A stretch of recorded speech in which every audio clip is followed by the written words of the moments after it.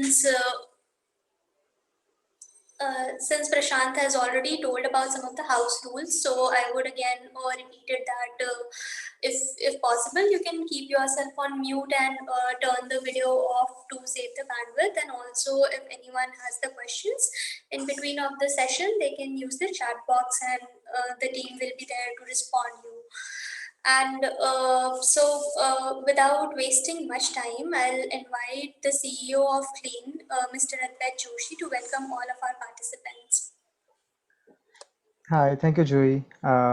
Thank you, everybody, for joining. I'll keep it short. I'm cognizant of the time that we have, and I would like the conversation to be more about the challenge and what we are seeing, both challenges in the Catalyze 2020 Tech 2021, as well as what we are about to hear from our team. So just to give you a short context, everybody, over the last few months, CLEAN has been actively engaging with its members to understand the kinds of challenges and problems that they are trying to solve during this pandemic. We heard that many of them, of course, were access to finance, but we saw that there were many others challenges that also emerged, which ranged right from looking at how to evolve or develop their business models further, look at increasing their product ranges, developing innovative products, and also to look at how they can use this time and the current challenges or in terms of resources to create a stronger engagement with end users. And while we were collecting all of this data, CLEAN has been regularly discussing with various resource providers to figure out how we can bridge this gap of both financial and non-financial resources. And I think I'm delighted to be CLEAN to be part of this engagement challenge hosted by SELCO Foundation, along with partners like Social Alpha and CCamp, which focuses specifically on some of these problems that we came across. I'm sure in the rest of the 1 hour that we have, you'll hear about more details about the challenge, the kind of support it is offering, right from financial support to mentorship, to support from technology and market experts on creating or accessing new markets, getting access to networks of different end users. And we hope that at the end of this challenge, we will have more DRE enterprises which will have stronger business models and be able to expand their work and continue to see through these challenging times. So without much ado, just wanted to highlight that the challenge deadline is 31st of August. I encourage all DRE enterprises who are working on end user based solutions, be it livelihood, be it other productive use applications, to look at the challenge, understand it in detail, and apply for it for sure. And anybody who is not a CLEAN member as yet, I encourage them as well to register with CLEAN so that you get access to a lot more opportunities along with this. So with that quick rapid fire welcome, I hand it over back to Kritika and Juhi, and I hope everybody finds the challenge and this session useful. Thank you. Thank you, Advait, for welcoming everyone. Proceeding further with the workshop.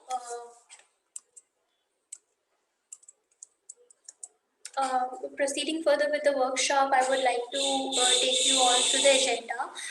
Today we will be discussing about how COVID has hit overall DRE sector and what has been its impact on the market and stakeholders' requirement. We will also be sharing the approaches for fundraising during the COVID situation. We have sector experts who will be sharing their insights for the survival during such critical time. And finally, we will talk about Catalyze Tech 2021. Moving further now, I would like to take you through the challenges faced by the DRE enterprises at the beginning of first wave. CLEAN conducted a survey last year to understand how the outbreak of COVID has impacted sector and found that 71% of the enterprises felt that they could not sustain their business they could sustain their business only for like 2 to 4 months if the lockdown continues for the longer period. So supply chain along with various financial issues created instability in the market, which had resulted in reduction in income, lack of availability of working capital, delay in project completion, weak production, and delay in supply of the products to the end consumers.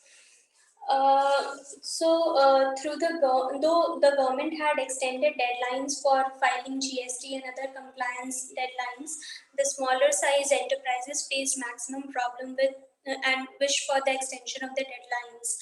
And a direct impact of the reduction in income led to the default in repayments of loans and EMIs, which led to a fear of erosion in the CIBIL scores of enterprises and uncertainty regarding future sources of finance. With this background, I would like to open the forum and hear from some of our enterprises who are participating in this workshop to understand what was one of the major challenge faced by you during the COVID situation. Uh, Anybody from the participants can speak.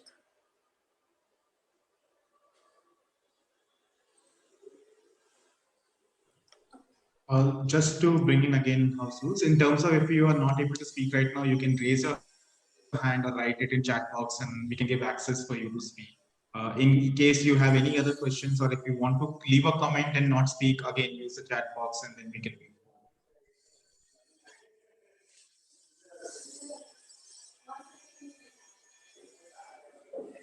forward. Prashant, would you like to suggest somebody who can speak? Maybe some names who have faced some challenges and would like to share the experience with the peer group. I would suggest we can move forward. We have Said from the Clean Energy Enterprise at end, who can definitely bring in those aspects, including the challenges and what basically they did. And later, if any of the participants would want to talk or add in, we can take it at the end. Sure, no problem. So, moving forward, I would like to highlight some of the challenges which was faced by the enterprises in the current situation during second wave, and still these people are facing these challenges. So one of them was about the reduced demand, where the purchasing power of the purchasing capacity of the customers have reduced, which led to the reduction in demand. And in some of the cases, even the confirmed orders aren't being picked up by the customers. Then there were challenges related to working capital, like revenue depletion and logistic depletion and loss in the livelihoods. There has been 20 to 25% increase in the cost of raw materials, which has increased the operating cost for the business. Due to migration and reduction in the human resource, the team has shrunk by more than 80% for some of the organizations. And then people are also facing difficulty in expansion of the business, both in terms of geography and in terms of product diversification. And also, since there was a high dependency of the sector on the Chinese imports, and international supply chain disruption has caused a huge loss for the sector. Moving ahead, I would like to take you through the current situation of the financial requirements of the sector.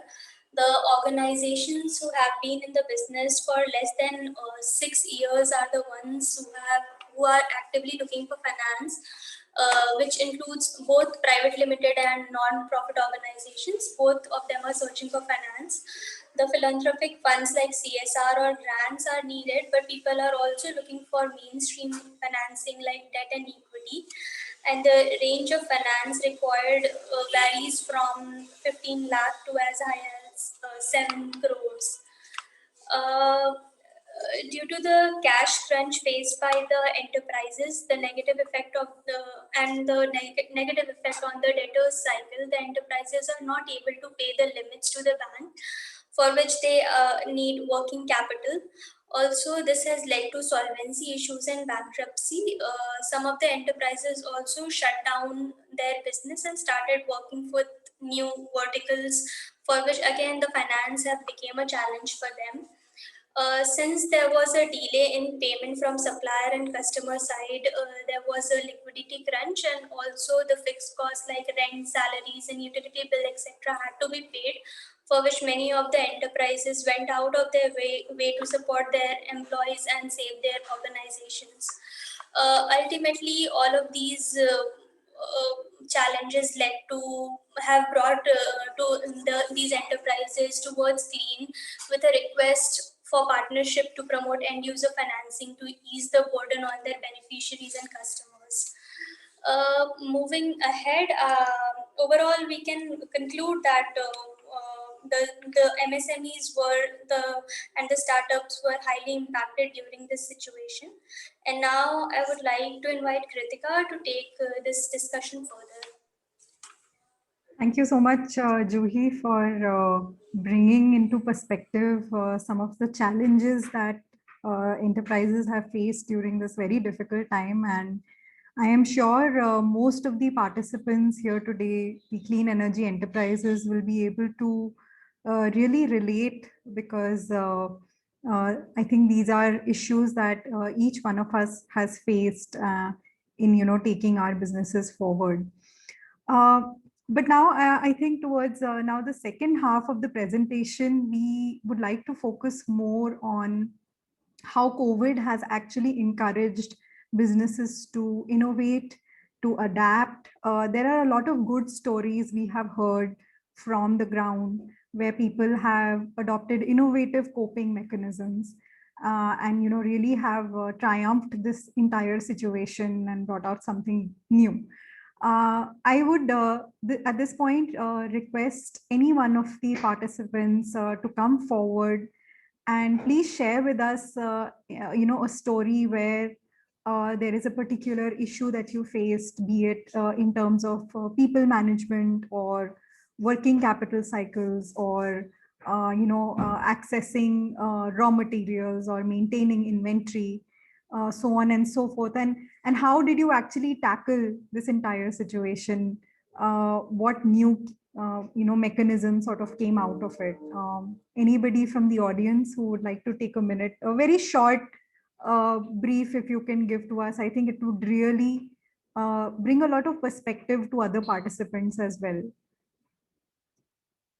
Um, Please raise your hands, and I think we will be able to give you access to speak. Otherwise, please feel free to put in your question. Kopil has raised his hand. Prashant, if we could unmute Kopil, please. Hello. Yes, Kopil. Hi, we can hear you. Yes, yes, madam.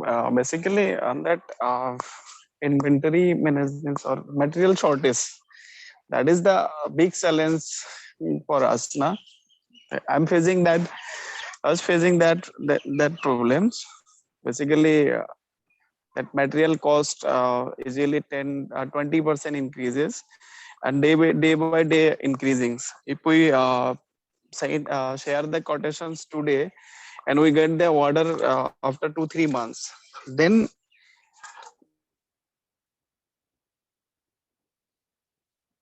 Sorry, Kopil, we lost you there. Juhi, are we facing the same issue there as well?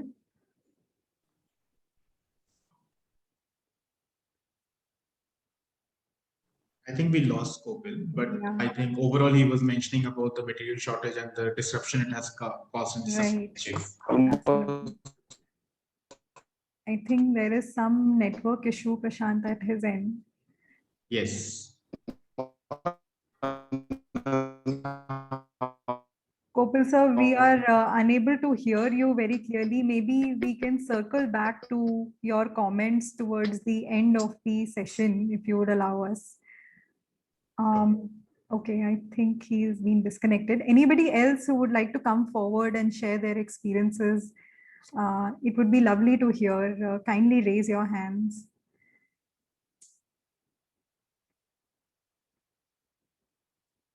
Okay, I think we will circle back to the participants towards the question and answer bit to hear their views as well.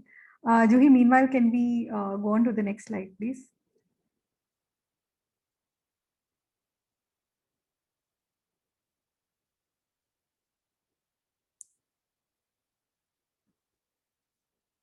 Thank you.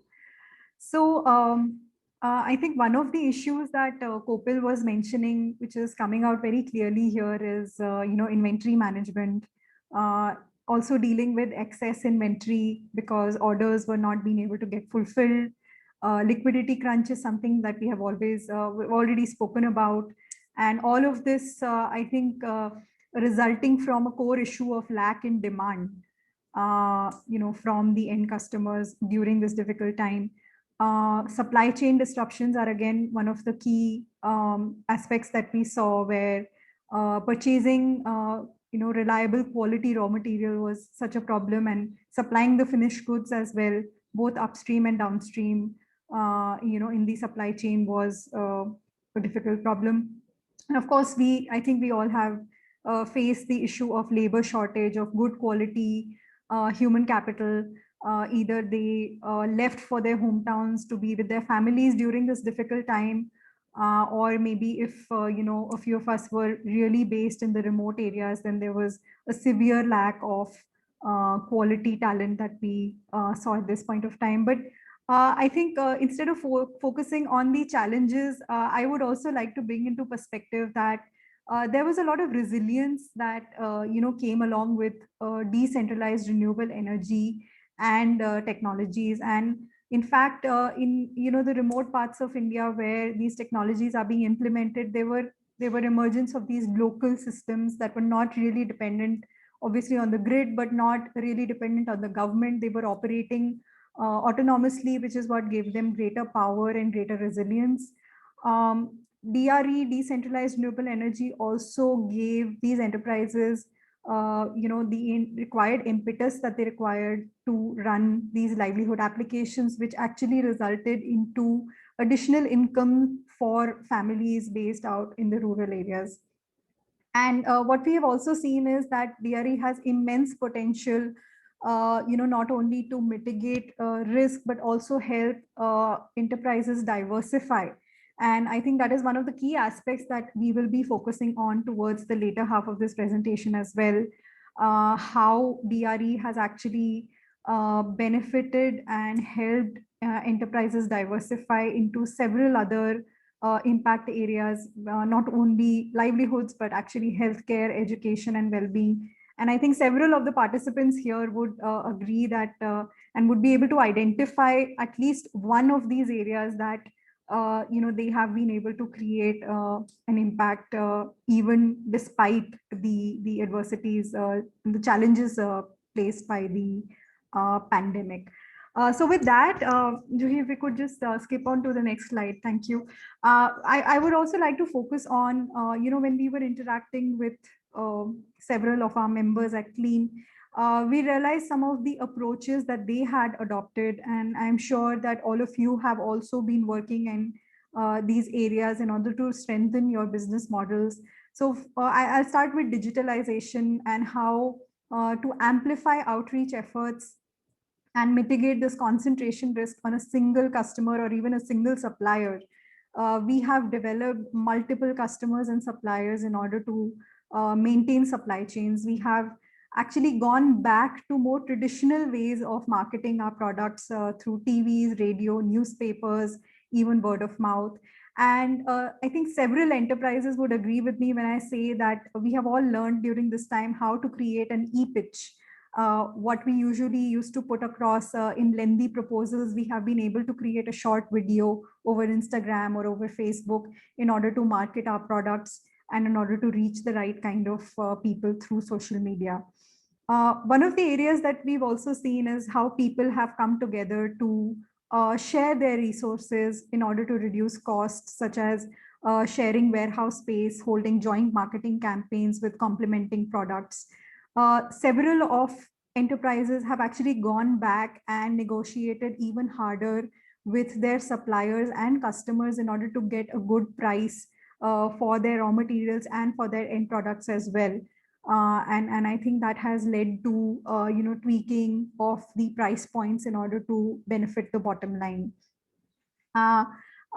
We have also seen several enterprises that have actually gone back into their books of accounts and actually maintain a daily monitoring of cash flows instead of, what used to be a monthly or a quarterly activity has now become a daily activity for most of us. And investing in financial planning and control, the importance of cash reserves is something that we have all learned the hard way. But I think for any kind of these future uncertain events, this will have us better prepared in order to tackle these unforeseen events as well. Some of the innovative financing options that have appeared during this time is crowdfunding, peer-to-peer lending platforms that we have seen very popular, and they have emerged especially during the past 1.5 to 2 years.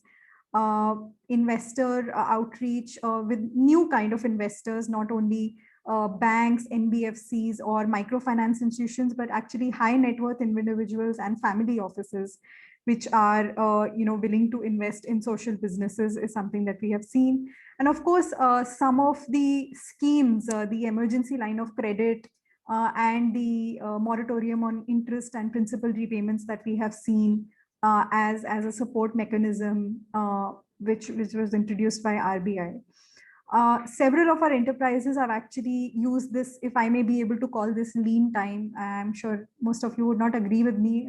This time was nothing lean, but I think they've invested in themselves and their human capital to upskill them, to network with the right kind of individuals. A lot of them have signed MOUs with universities, actually applied to accelerator programs, develop and refine their pitch decks. And I think that also brings me to the point, and I would encourage everyone at this point of time to apply to Catalyze Tech 2021 and really make use of the kind of networking platform that is going to be provided by this challenge. More about that in the FAQ section.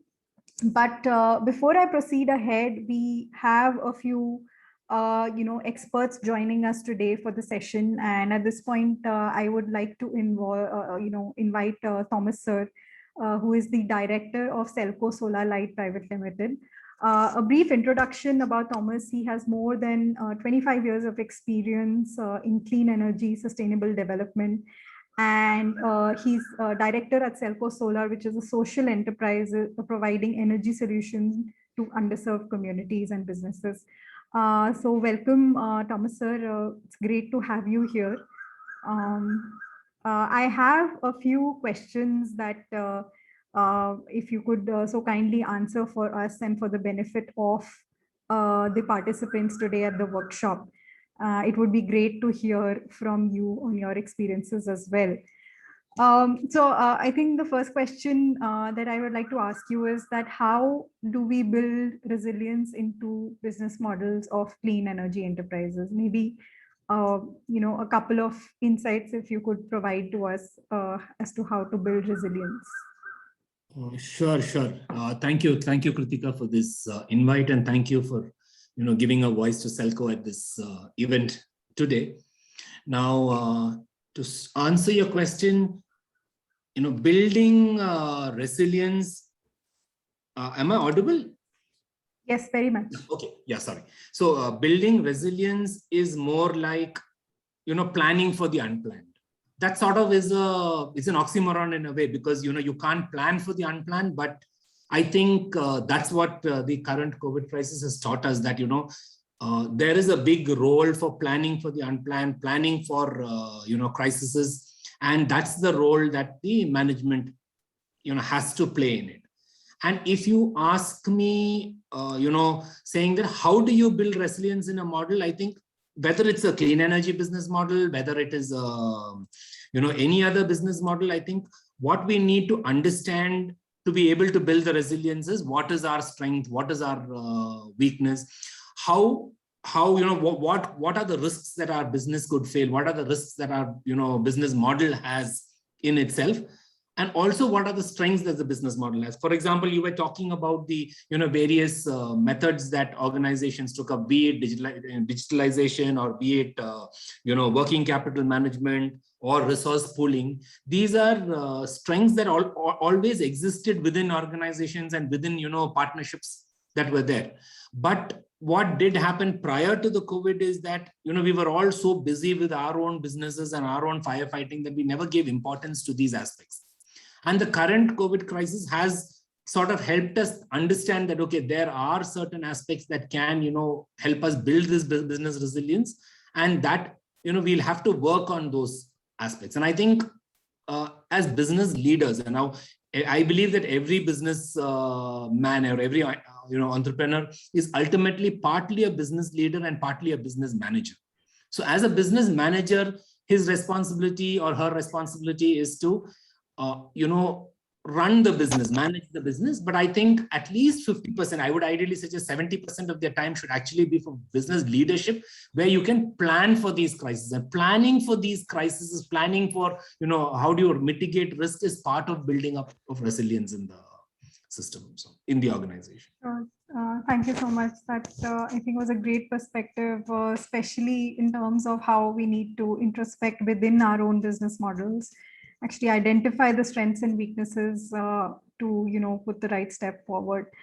My next question to you would be that we understand that COVID is one of the several unplanned events that is going to hit us, is what everyone, scientists and researchers all over the world are saying. And how do you think enterprises, MSMEs can actually get ready to tackle these unforeseen events in the future? See, one thing we need to realize is COVID is just one of the events. And for the sector that we are in, the clean energy sector, the sector that is so closely linked to climate change, I think we should be the ones who are the most prepared for crises of that sort, because our entire, our ethos is around, the fact that we want to be in the front of fighting climate change. And climate change has been one of the larger contributors to disasters across the world, be there crises of, flooding, be there, landslides, whatever be the issue. A lot of this has actually been, climate induced. But what has been very significant and what has been very visible to us is the fact that COVID hit us from nowhere. So many organizations, people or mankind in general had sort of come to a conclusion saying that, okay, this is part of, the living, these crises happen. There will be floods, the floods will go away. There will be droughts, the droughts will go away. Sitting in our urban cities and urban incomes, we are not really affected by these, climate as much as the rural people are. So we sort of are very comfortable with the, crises that they were facing. But what happened with COVID is that the crisis hit us on our face. And for a lot of us, it was absolutely unexpected that, that such a crisis would come. So there was a lot of lack of preparation from our sides also on how to handle the crisis. But I think what this crisis has taught us, or at least, we should have learned from this crisis, is how are we going to handle crises in future? And I think at least for SELCO, one of the things that, thankfully for SELCO, there was some amount of planning that we had made as an organization, assuming that the crisis, of course, we anticipated a totally different crisis because our business model was around home lighting systems. And at some point in time, we realized that the home lighting systems would get affected, the market for home lighting systems would affected, and we would have to actually start looking at diverse income sources. So we had started thinking in the area of livelihoods, health, education. So we had a digital education program going on. We had we were working with the health sector to find out how solarization of health facilities can happen.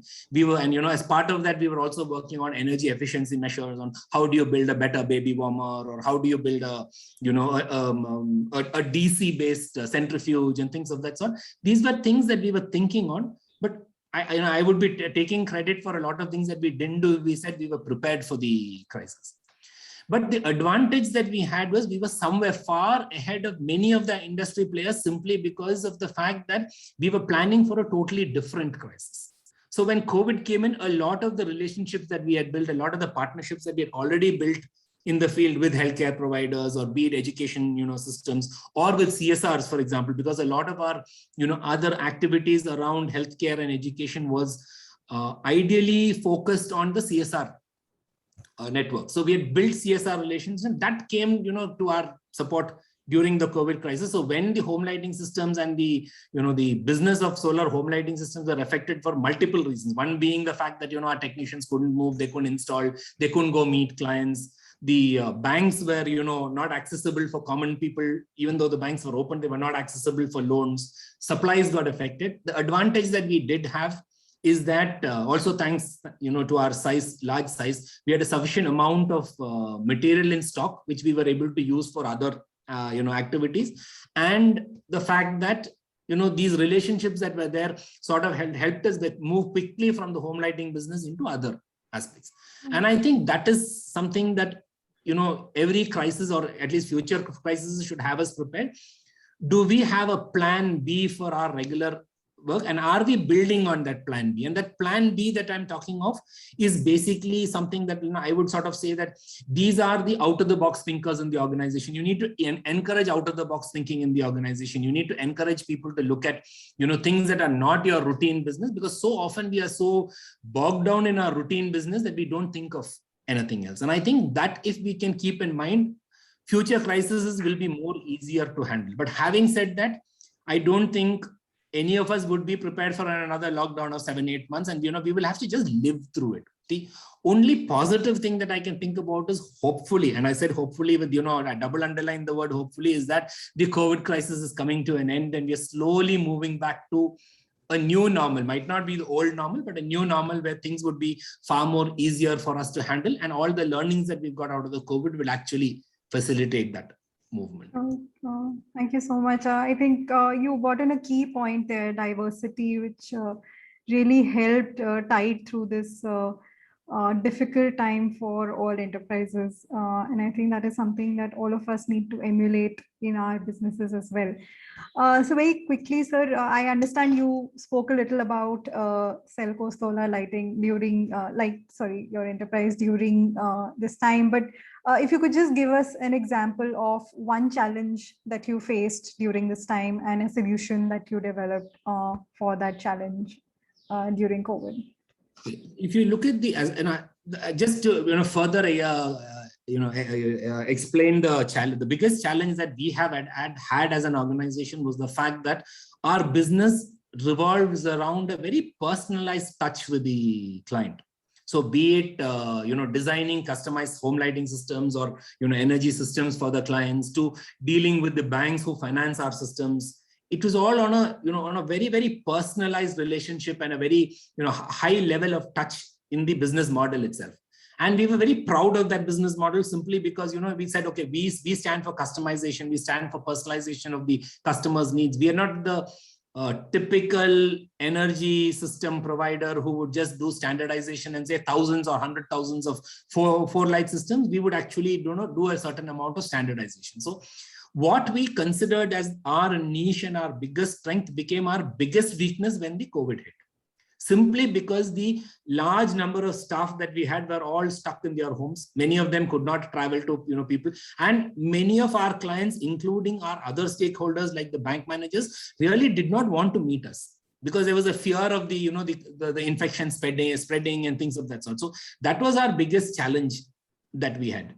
So what we did is that, building back on the the idea that okay, we needed to diversify as a product, we created a program for it was started out in the beginning of COVID phase 1, and in the second phase we sort of intensified this, what we call the Pancha Shakti model. The Pancha Shakti model is basically identify energy needs of 5 different areas, and the 5 areas that we chose for our Pancha Shakti model was basically the Kisan Shakti, the Gyan Shakti, the Arogya Shakti, the Grama Shakti, and the Sanstha Shakti. So basically the Kisan Shakti is saying that how do we bring in energy into agriculture? Now, thankfully for us, during the first phase of COVID, the rural areas weren't significantly affected and farmers were, almost very safe during the first phase. So the Kisan Shakti worked very well for us because we then started, thinking about how can we innovate and create solutions for the rural farmers. Similarly, the digital education programs that we were working on gave us the flexibility to start thinking beyond how can this new concept of offline and online learning, and how can kids now having to study from home and people working from home, how can we actually use that as a new opportunity for a business line? So during that very short period, we created what was called the work from home package, wherein computer professionals and software professionals who earlier lived in Bangalore but had moved into the back home into their rural areas and small towns were given a package to run one modem, one laptop, and one fan, and for 8 hours per day. Now that became one of the products that's really started moving fast, and that since that was a modification of our existing type of product and inventory was readily available with us, we were able to tackle that really fast. In fact, some of the products, like the number of lights that were required were all kept apart, and we now have a pile of lights that we're sitting on. But the fact is that many of the products, for example, the panel, the battery, the charge regulator, the cables, everything that could have been used for a system of that sort went directly into the new sort of systems. So we were able to adapt from our knowledge of the Gyan Shakti to be able to move about, into this new area. If it's Aryogya Shakti, I don't think there's any other program that took off in SELCO as much as this thing, because suddenly the hype around, our entire life is our health and our, well-being. And we were able to target that and start working with hospitals, putting up hospital systems, working with partners who had then got funds for,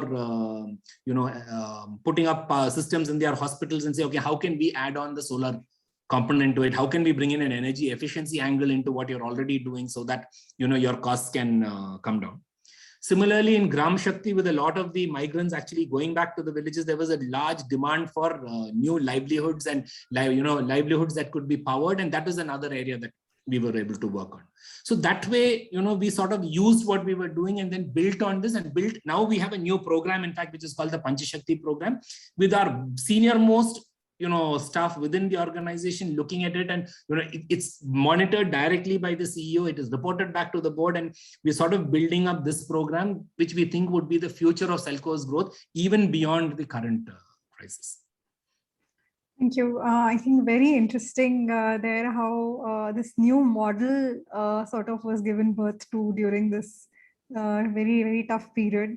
But beautiful to be able to see this creation, and thank you for sharing this with us. My last question, and before I proceed with that, I would encourage the participants to please post their questions either in the chat box or raise your hands. Thomas sir would be happy to take them. And if अगर आप लोग हिंदी में ज़्यादा comfortable हैं, हम लोग हिंदी में भी converse करके बात कर सकते हैं, उसमें कोई issue नहीं है, or any other language for that matter. I'm sorry, I'm only versant in Hindi and English. So I'm sure we'll be able to find enough people around who would be able to do translations as well. So back to Thomas sir. Sir, what is one key learning that you would share with all of us today, given that now I think the effects of the second wave are kind of abating, but given that we have a third wave ahead of us, well, potentially, what advice or what one key learning would you have for all of us today? I think the key learning that we took out, SELCO took out from this organization, is that there needs to be diverse revenue options for the organization. So one of the things that we did is, as I was talking to you about the Panchashakti, one of the things that we've also, till now, we've sort of resisted the temptation to get into the consulting business. But for the first time, we said, okay, we want to earmark at least say 3 or 4% of our annual turnover to come in from consulting, because the advantage with consulting income is it hits the bottom line directly. There's no costs involved because we have the expertise, we have the people. So if you look at other than the variable costs, the fixed costs can also be almost taken as zero while we do the business. So that is a new learning that we have learned. Another thing that we did was, as I said, diversify your basket, because end of the day, you don't know what the next crisis is going to be. So that is where, you can't plan for the unplanned in a way that you want to, but you can sort of, diversify your risks, assuming that, okay, not everything that you are going to, be thinking of would get affected by the next crisis. There would be some certain areas that you can, still continue to work on, while some of the other areas might take a hit as well. But having said that, I think, SELCO was very, very lucky to be in the first phase that, a lot of our clients were not affected. So a lot of the rural people were not affected. The second phase has hit us more badly than the first phase has, because now the infection has spread from the urban areas to the rural areas as well. So which basically means that, our business will take a beating. The first year we did extremely good business. In fact, we take pride in the fact that we grew during the COVID period. But having said that, I'm not very sure how this year would be. And I think one of the steps that we would take is like, look at diversified sources of income so that we can then, sort of at least cover up some of those losses. And to organizations who are going through a similar crisis, as they say that, no crisis can last forever. This will get over. And then, things will come back to normal. We just need to be able to sustain ourselves and hold on till things improve, but learn our lessons, valuable lessons, and start planning for such crises, because such crises and such events are going to be more frequent in the future, is what I believe.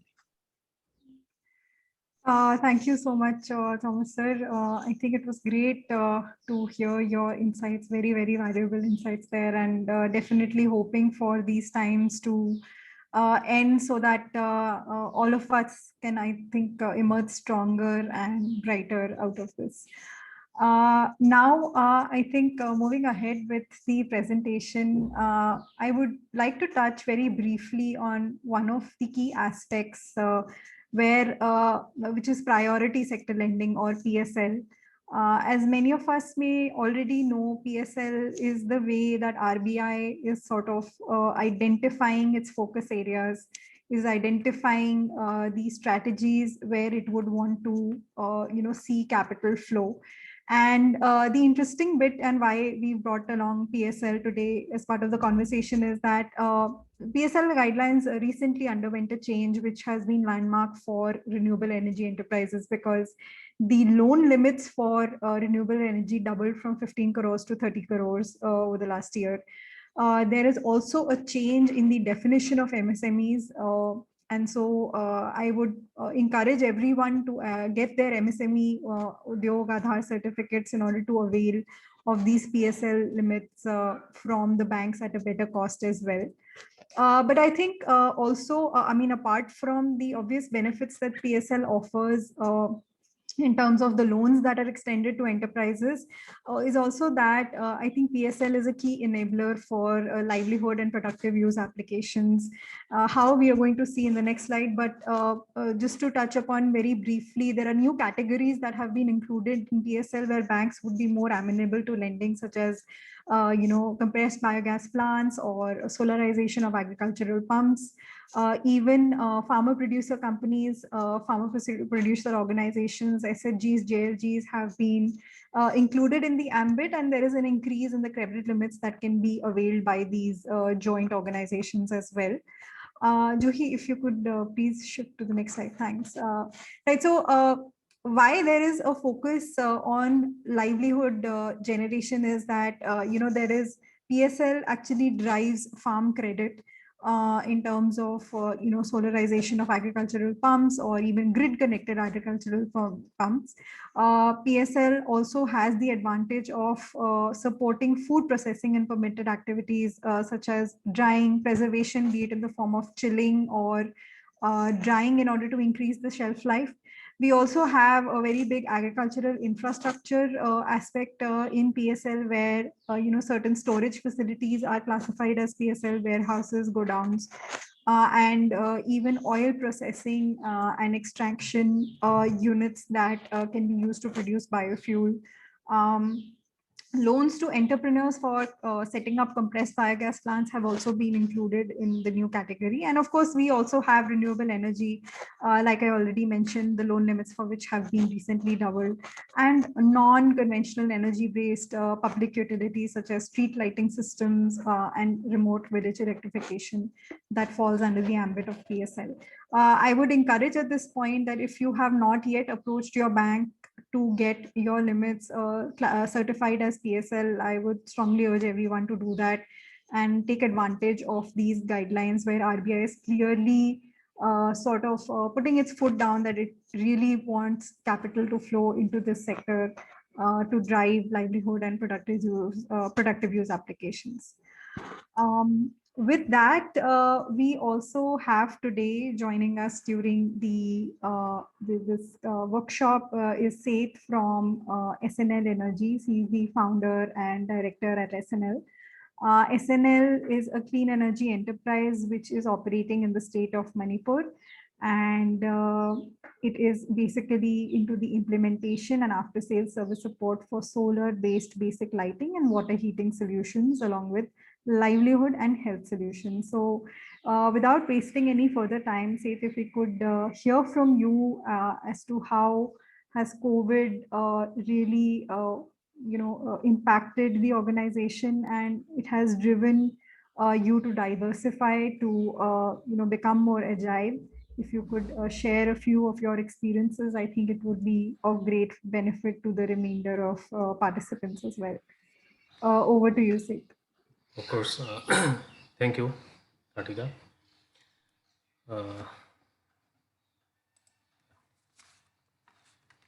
Hi, everyone. I'm Seth, representing SNL Energy Solutions Private Limited, Manipur.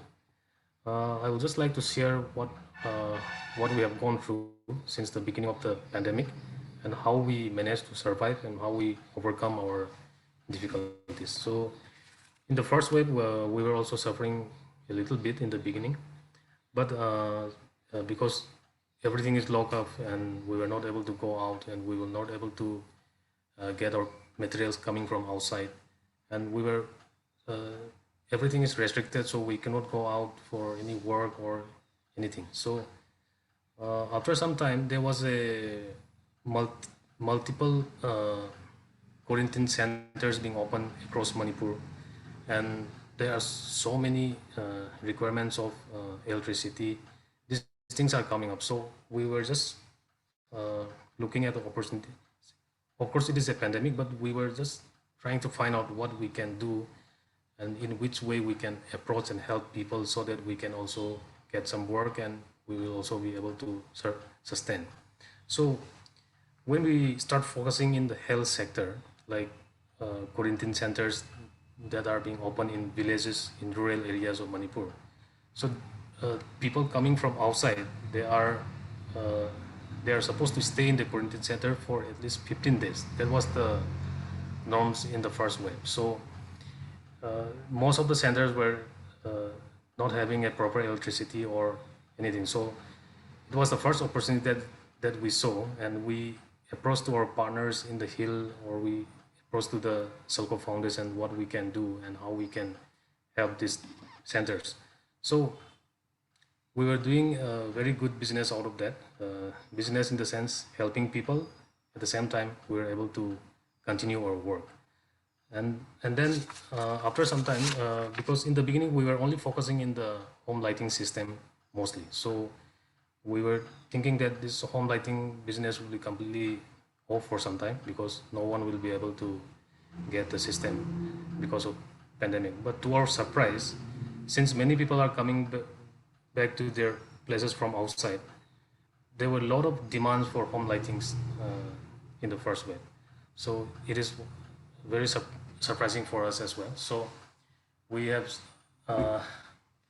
with the help of our partners, that is MFI and some NGOs, we have increased our sales of home lighting and also the minor livelihood applications like sewing machines, because people are just staying inside the home, they don't have anything to do. So people were also just start thinking about what to do at home, how they can generate the income by just sitting at home. So that is one of the opportunities that we see in the first wave.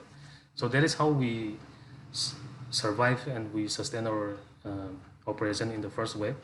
And also after first wave, we will start looking at the different way. Like we feel that since most of the health centers are not improved across Manipur or maybe another place also, so we feel that COVID things will come back again. So we need to start thinking about developing a health sector and some other livelihood where people can stay at home and do the business. So we have developed some ideas like we should go out and find out some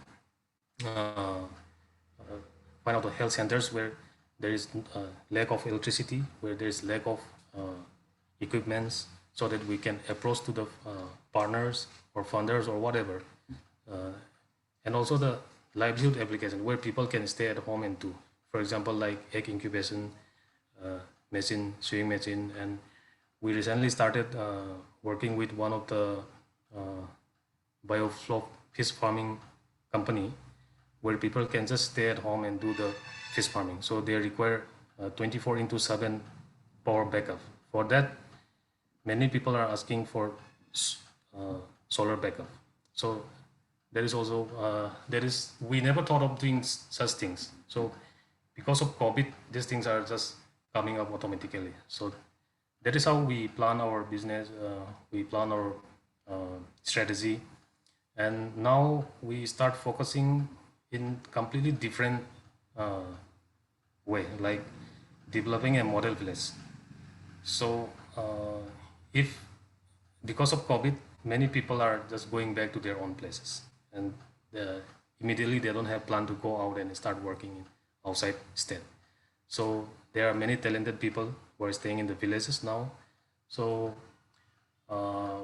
we are planning to approach to them, and we're planning to develop a model village where they can do a very good business in the village itself with the help of solar. In what way we can in what way where the solar can play a key role.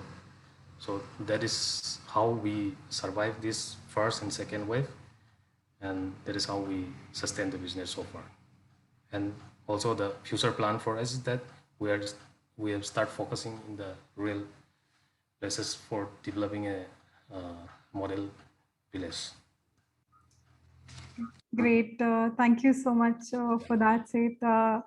I think it's lovely to know how first, so-called physical barriers of, in terms of movement, all restricted us from tapping into our usual, supply chains, which we've developed all these years. But and how COVID completely changed that and actually has given, paved the way for a new type of thinking, which I think is going to stay and actually help us scale and grow in the future as well. Thank you so much for being here and sharing your thoughts.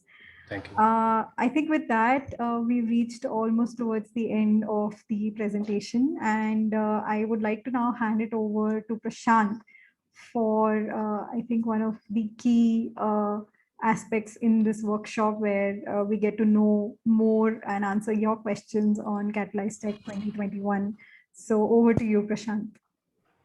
Thank you, Kritika. Thanks a lot again, Seth and Thomas, sir, Advait, and everyone who has joined. As we are nearing the end, I just wanted to take this opportunity to also thank all the participants who have come and then also open up to the challenge. Again, the whole mean of the challenge, I would have ideally liked to show a video, but we are already exceeding time. So I would just give a very quick brief about the background of the challenge, and then we'll wait for any questions if they are there. We have also documented few FAQs, basically frequently asked questions. अगर किसी को भी you can look at that, और आपको अगर उसके अलावा भी और कोई questions है तो please reach out to us in the mentioned email addresses here. So basically, we all know after hearing through all the panelists, all the speakers, and also looking at the presentation which Kritika has shown, we have seen that next 10 to 12 to 18 months, as SELCO, as Thomas sir and also Seth was saying, that though the first wave didn't bring that much of difficulties in terms of we were still kind of understanding and we were kind of still doing our business. But what comes next in next 10, 12 to 18 months is something which is more critical.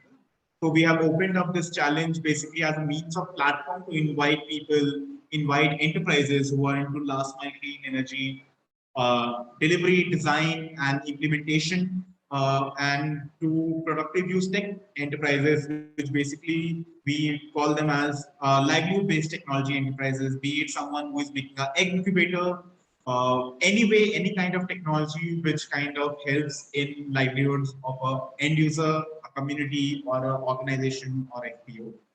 Are welcome to apply and come up with solutions. Everyone heard about the two different distinctive views which SELCO as a company has thought of, to sponge shield, and also their whole idea of looking into doing more of consulting work because they already have an existing set of expertise. to Seth, who is saying that they want to partner more with local organizations and look at villages and look at model village programs for the taking clean energy as a catalyst and then building solutions for local needs. So basically, this challenge with our partners, Social Alpha, CCAM, Untitled Incubation Center, SELCO Foundation and CLEAN, is basically to look into to partner with such institutions and organizations across India. And we are here to kind of offer financial support to implement the programs. Also, there will be mentorship support and larger network collaboration. It's not just one way. We also feel that we will be also learning a lot from partnering with a lot of other enterprises coming in. And we aim to kind of do a long-term program and also build that relationship with everyone who is applying. So again, just wanted to end by saying that this challenge is open till 31st of August. And do write to us if you have any queries regarding the challenge. If you feel whether you fit in, whether you don't fit in, if you have any questions, do write to us and reach out to us for regarding the challenge. I'm just posting the link to the FAQs on the chat box, and we have recorded the session and we'll be posting it in our social media channels, and also I'm taking the team will also be posting in our channels, and we'll be tagging all our partners so that you can look at it again, refer it back, share it with your network. We also request you to share it with anyone you feel will gain from this experience and also from this platform. With that, I would like to again thank everyone and then close this session, and then do let know if anyone has any questions, and we can wait for a few seconds and then close this. Thank you.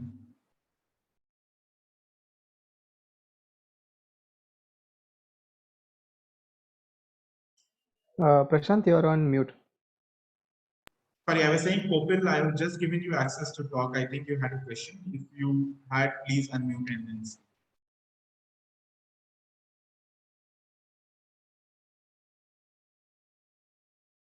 Or anyone else for that matter. Any questions, please pose or raise hand. And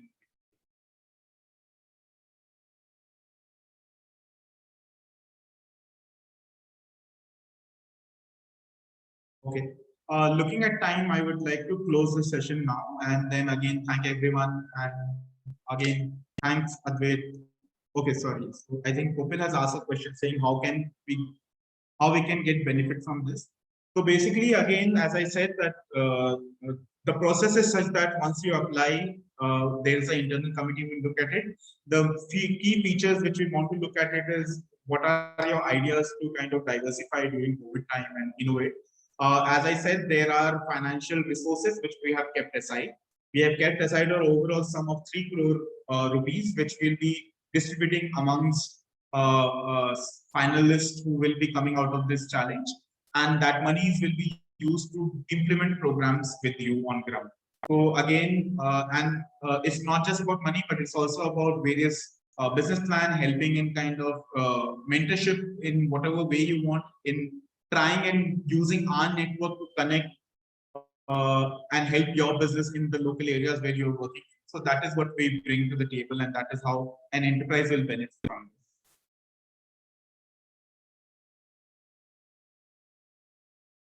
Thank you. With that, again, I will close the session, and again would like to thank CLEAN because they have been working very closely with us in kind of ideating this entire workshop and also for the outreach of the workshop. And I would also like to thank all the participants who have taken time out in the afternoon and has joined us. Thank you everyone for coming. Thank you, Prashant.